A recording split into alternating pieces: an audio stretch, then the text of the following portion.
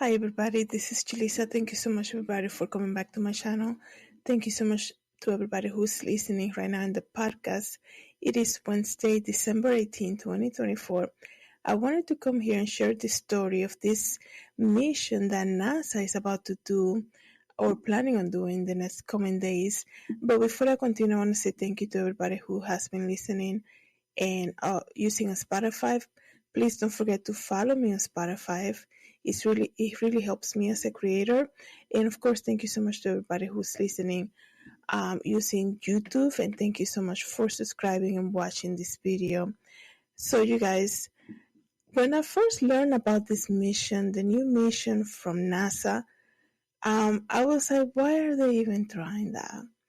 I don't know what it is. It's like some things are just not for us to go there. I think if God wanted us to reach this part of the universe, He would have made it more accessible instead of just putting it at the highest top and making it incredible hot for our own temperature, which is for our own good, right?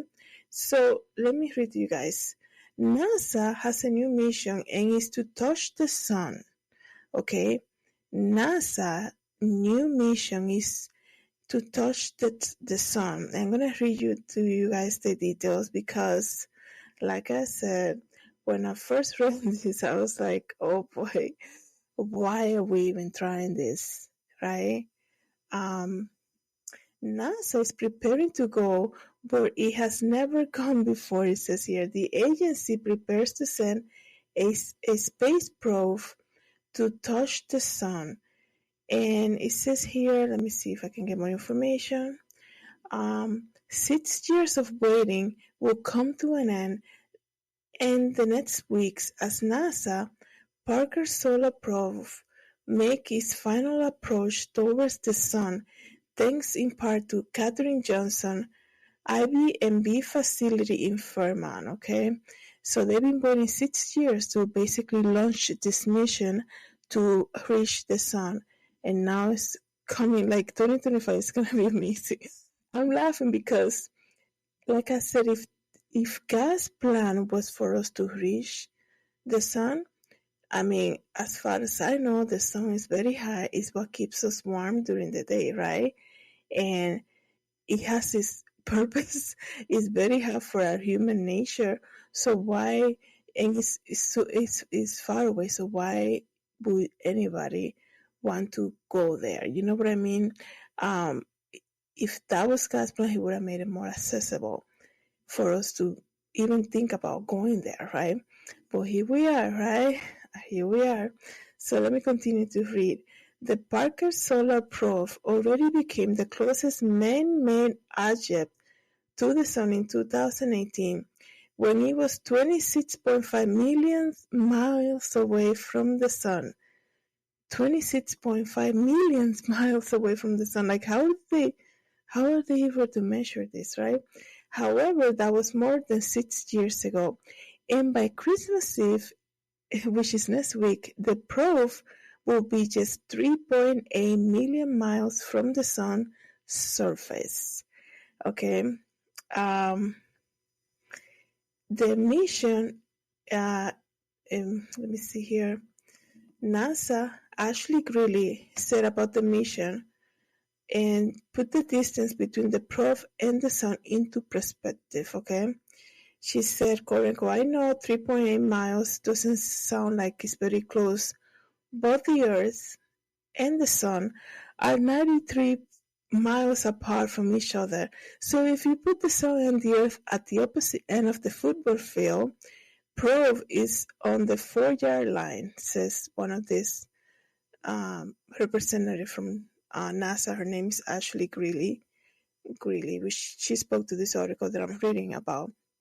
But why would scientists want to get close to the sun? That's the question that I had. Why even go there? Like I said, if that was God's plan, it would have been more accessible. I mean, as far as I know, the temperature of the sun is just, I'm sure we're going to find out in this article. Why would scientists would want to even go close to the sun anyways? And how is the proof staying intact under temperatures of, like I said, we're going to find out the temperatures in the millions degrees of Fahrenheit. When it's June here in Connecticut, I'm laughing because this is it's just crazy. When it's the summertime here, I mean, once it reached like 101 degrees, like, I'm like, I don't want to even go anywhere because it's so hot. Like, I get a headache. As you know, people start sweating, and it's just, when it gets super hot, you can actually like see like smoke. It's kind of hard to describe it, but I'm sure you guys experience it. And it is so dry, and it's so humid, and it's just crazy. At 101 degrees, imagine millions of Fahrenheit degrees, okay? I understand, guys, I'm not stupid. I understand they're not gonna just show up like with regular clothes, right? They won't get too far, even close to it. But it's just, I don't understand the purpose of this. Like, why are you knocking on that door? That's my whole point. Why are you even knocking on that door, right? So, to start, the Parker Prof is protected by a 4.5-inch thick carbon alloy shield. The Prof hides behind this shield like a cosmic umbrella, keeping the temperatures behind the incredible low, only about 85 degrees Fahrenheit, which is still a little warm, I think, to me. So, as I'm reading this, you know what's coming to my mind? It's that thing that they brought to near the Titanic, I think it was last summer, that the remote control to the submarine that went down to the Titanic, that everybody who was in it passed, right? I made a couple videos about it last year. And as I'm reading this and describing to you guys this, how it's being made and how it's going to be protected from the temperatures, that's what's coming to my mind. That Titanic submarine, right? And how people were talking about how the submarine had no chance of surviving in the middle, down in the bottom of the ocean because of the way it was made. And the remote control looked like a Nintendo remote control. It's just crazy. There are things that you shouldn't be. Like God set the rules in the garden in the beginning, right? He said, you can eat out of everything here, but don't eat out of this tree. And I know humans were so curious and we always want to seek more and this and that, but like I said, he would have made it more accessible for us, right? I don't think it's not for humans to, it's not for us to be trying to reach the sun. That's just my opinion. I don't understand the reason behind this, right? I don't understand the reason behind this. It's just, when I first learned about this, I'm like, why are they even trying? You know, like you think about the ocean, right? How we have, if we want to go near the ocean, we have access to it, and even the ocean tells us that it's so big and so deep and all of that. It's still like I'm not counting storms or nothing like this, right? It's still, you see how the waters come to the sand and then they don't go past a certain point, everything is like God created everything perfect, right, to serve its purpose on this earth. I don't understand the whole point of this. You can please share your opinion, right, if you're listening to this or watching this. So they're saying, the temperature is going to be about 85 degrees inside, right? By keeping the probe protected, scientists can study phenomena like solar flares, solar wind, coronal mass ejection, and more unprecedented details. It's 2025 almost, right? I think we've been doing pretty good without having to reach the sun, right? I don't see the point of this. They're trying to justify the reason of going there, right? A space program continued to move deeper into space, like the ongoing NASA Artemis program, which will run humans to the moon. That's another story that I'm not going to talk about. about their first trip to the moon, I guess you can say. Understanding solar weather will be a crucial part of keeping astronauts safe while they are away from Earth. Speaking about the ones that are stranded right now, the plan was to bring them back. The ones that are stranded in space right now, they're supposed to come back by February. Now they're saying it's going to take even longer than that. So, okay. So, as the PSP orbits the sun, it must be shield facing the sun at all times. Even the smaller amount of deviation will be enough to damage the probe or render completely inoperable. The smallest amount of deviation will be enough to damage the probe. The high degree of precision required to keep the probe running is exactly what makes a facility like the Katherine Johnson so important. It says here that, let me just read, I'm sorry. As well as more than a dozen other NASA projects. It says here the office lead John Ryan as the system engineer at the facility, and he said, "We are very hands-on with the development of teams in making sure that software is going to execute correctly." In a nutshell, they're trying to make sure that the probe will do what it's supposed to do.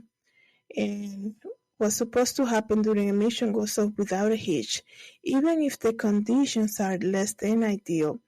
Okay, besides the Parker Solar Probe, IVMV has worked on crewed flights to and from the International Space Station, the Artemis mission, Orion, and many more. But going to the sun, okay, it sounds so weird even saying it, but going to the sun might be one of the most extreme missions, you would think, right? All these missions, he says, all these missions are so exciting that the big thing when you have something that's going to almost touch the star, how awesome is that? That we're part of that, okay? So I'm trying to see what people are saying about it. I'm trying to see more information.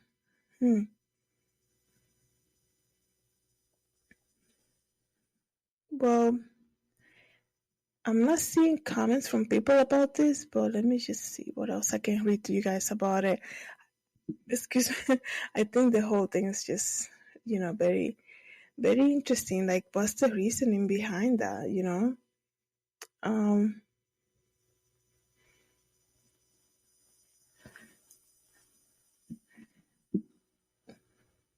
Let me just give you one more update about this plan of NASA. And this is, like I said, this is going to happen next week, right? It's called the Parker Solar Probe, okay? They got close enough in 2018 August, and now they're going to try again.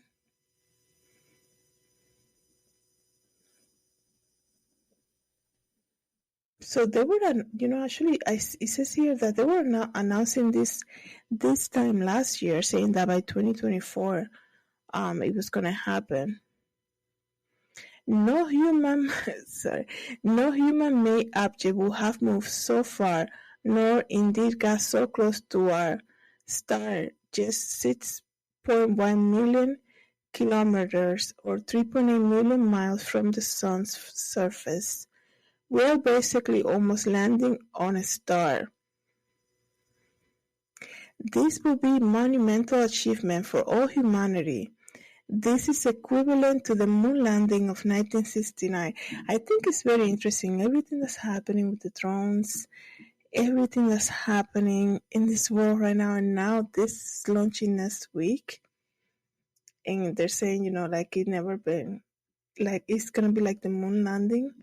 The U.S. Space Agency's Parker Solar Probe is one of the most audacious missions ever conceived. The late 2024 maneuver will take Parker to just 4% of the Sun-Earth distance. The challenge Parker faces is doing this will be huge. Parker's strategy is to get in quick and get out quick, making measurements of the solar environment with a suite of instruments deployed behind a thick heat shield. The reward researchers hope will be breakthrough knowledge of some key solar processes. So that's why So they're just gonna send that they call it the Parker Prof. They're just gonna send that thing into close enough to the sun to do some measurements. They're saying it's just gonna be a quick thing, right? So from what I'm reading, they're not gonna have any astronaut in there, right? But they still have to keep it at 85 degrees, I guess, for all the equipment. That way it doesn't, I guess the whole thing wouldn't burn, right? I'm sure they have their plan, but they're saying it's just to measure things. What I'm saying is, what is it that they need to measure? I feel like the thing is, like, once they go in and it's successful, which I'm not wishing nothing bad. All I'm saying is I'm trying to figure out the reason, right? Then they're gonna start sending people over there. That's what I think. I just don't see the point. Like, it's almost 2025. We don't need no measurements, right? We don't need nothing from over there, right? And I just feel like this is just touching to the extreme of, like, what's the whole point? If God, my point is, if God wanted us to go that far, this would have been more accessible. The temperature would have been good for us, and it would have been accessible because, as we know, even the ocean, we know it's deep, but we still have parts of it that we can enjoy, right, in our human capacity. And even if you go on a cruise and they have the shipping ships and the big ships, I don't want to say Titanic, but they're still able to manage to go into the ocean, right? But it's still, it's not like it's heat. That is what they say, millions and millions of degrees in Fahrenheit. So imagine that. But anyways, that's just my opinion. You guys let me know what you think about this whole thing. And please leave a comment, okay? Have a good day, everybody. God bless.